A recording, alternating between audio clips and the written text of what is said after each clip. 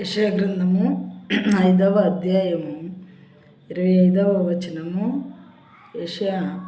Isaiah chapter 5 and verse 25. Therefore the anger of the Lord was kindled against his people, and he stretched out his hand against them, and struck them, and the mountains quaked, and their corpses were as refuse in the midst of the streets. For all this his anger has not turned away, and his hand is stretched out still. దానిని బట్టి యెహోవా కోపము ఆయన ప్రజల మీద మండుచున్నది.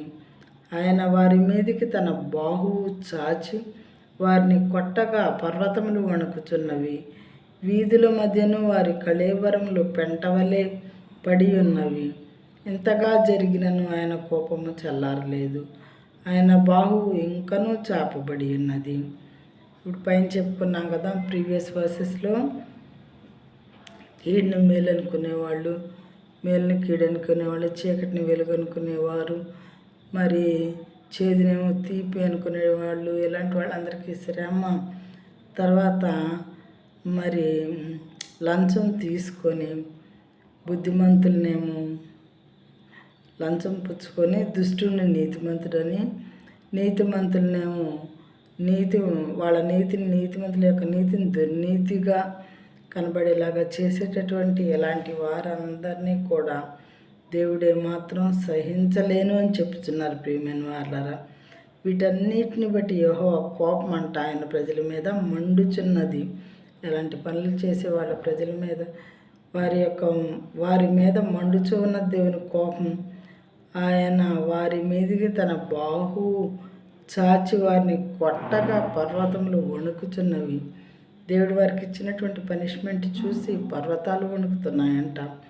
వీధుల మధ్య వాళ్ళ కళేబరాలు పడి ఉన్నవి. చంపించారు దేవుడు అలాంటి వారిని. మరి వీధుల మధ్యలో వాళ్ళ కళేబరాలు పడి ఉన్నాయంట.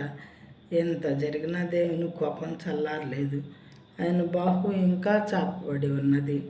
ఎలా చేసేటటువంటి ఇంకా మరి ఎవరెవరైతే ఉంటున్నారో వారందరి మీదకి ఇలాంటి పనిష్మెంటు ఇవ్వటానికి దేవుని బాహువు ఇంకా చాపబడి ఉన్నదంట. అంటే ఏంటి, ఈ వాక్యాల్లో మీనింగ్ ఏంటంటే, దేవుడు ఏమాత్రం చెడునే సహించరు.